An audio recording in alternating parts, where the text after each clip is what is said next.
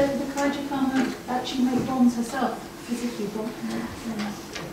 Not that I know of, but yes, because I think she was more of a stronger activist than Sophia. She had much more passion in her. With Sophia being a princess, she was very shy to start off with. She didn't like speaking in rallies, she didn't want to speak in meetings. But Bikaija, she was a very, very strong woman.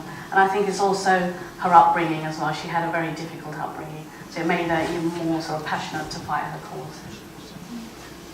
Any questions? Yes. Helen?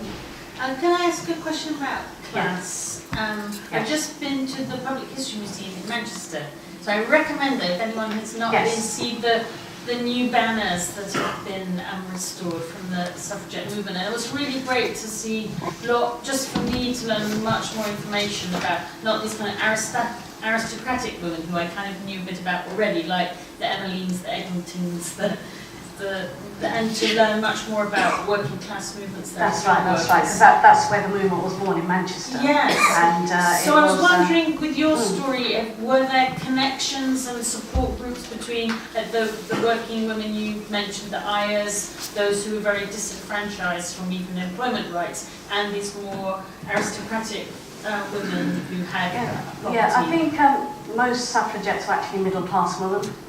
But with these Indian women, they were sort of a background voice, that they felt that they could be involved in the movement and have a voice there. They wouldn't have been able to do that on their own as Indian women, to have that particular voice. But as I said, the suffragette movement was born in Manchester, and Nelson Street is the Pankhurst Centre now, so if ever any of you do go down there, do have a look. I think they're trying to preserve the house, and they need more funding for that. But it's quite an amazing house to see. But regarding the Indian woman, there were other Indian women involved in the movement, as I said, but they weren't very sort of known. They didn't want to be a well-known face, but these two women, they did go out and they were a voice for them. So I think it's remarkable that, especially in that time when there was a lot of racism around in Britain at the time, that they could actually put themselves forward and actually have a voice. Anyone else?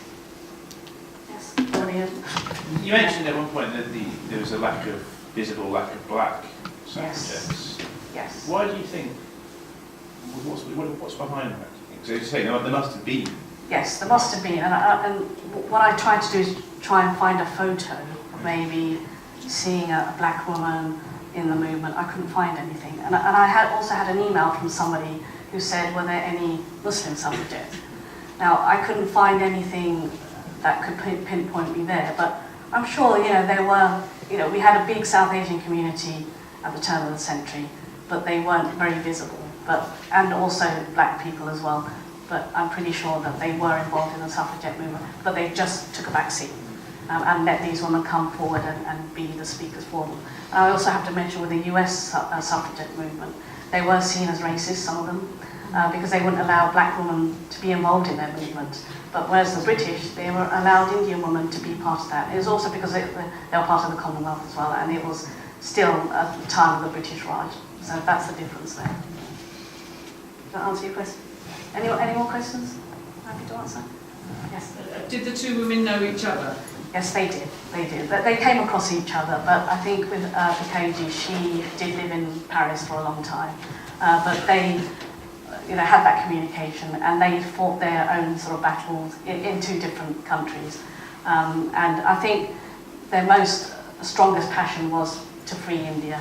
And it's something that Sophia wasn't hugely vocal about, but she knew that if women got the vote here, that would be something that they'd help her to also voice as well.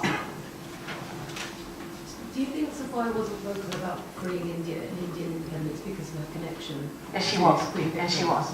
Yeah, but that came much later because I said at the beginning she was very shy. She didn't like to speak in meetings. Yes, and because she had that sort of royal connection, she was seen as she was a princess because she was the daughter of the Maharaja, and because of that status, she was able to do this. So she wasn't arrested. She could go around and break a window, knowing that she wouldn't ever go to jail for it. But that was her status. And I think because she had that status, she was able to do these things. Whereas a normal working class or Indian-Aya, a woman who felt she didn't have any rights, I don't think she would have actually gone ahead and done that and risked, arrest at the time. Any other questions? Yes. Just on the issue of Yes. past, Yes. it may actually be worthwhile to go back to the scenes of the funeral of Emily Wilding Davison, Yes. because it was larger than the funeral of Edward VII, and it was full That's right, of that's trade right, unionists, yes. so that Yes. there may well be women there. First of all, there'd be a class issue, but secondly, there may well be women of colour. But just again, on this aspect too, that in Australia, when there was the struggle for the vote in South Australia in 1894, there were Indigenous Australian women who were definitely involved. So I think that there's no reason why those women would not be concerned about their right to vote. And Yes, their absolutely, absolutely. Because there was a women's suffrage movement in many countries, so it just wasn't, in the British movement. I think, there's just so much information to cram in about half an hour. So, I didn't talk about Emily Davis, but obviously, that's another story. But her death was, shown around the world in all newspapers, and she was seen as one of the most popular, most famous suffragette at the time as well. Can I just say something Yes. about the Indian community in the early 20th century? When you showed that photo of the Do you want me to go back to that? procession, Yes. Shahida, Yeah, I'm going we to... actually do know who those women were. I know who they were.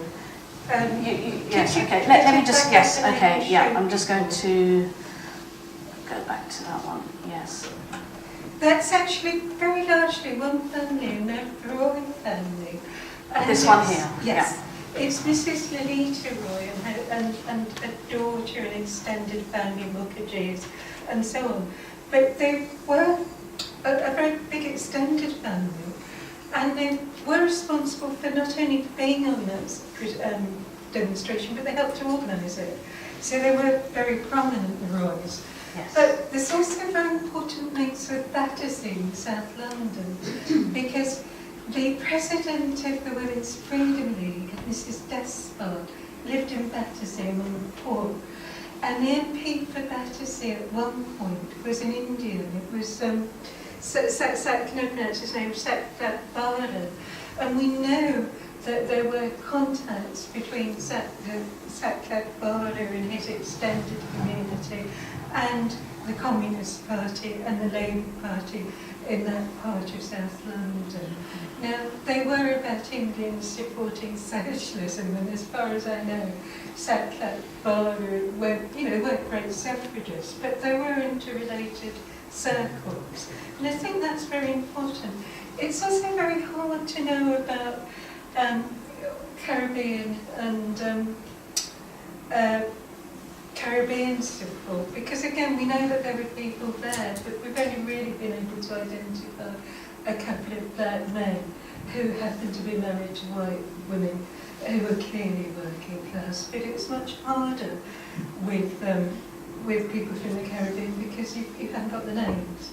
So, you're just not very sure where somebody is actually from, whereas you can look at census registers and what have been seen and do the names. Because they did marry English from at the time, but so did Indian men as well, and that's how they settled in the community. Any other questions? Okay, so just before we end tonight, we've got a nice prize draw, so we're going to have one lucky winner to walk away with a woman's suffrage calendar. So I'm going to, let's see, bring him on.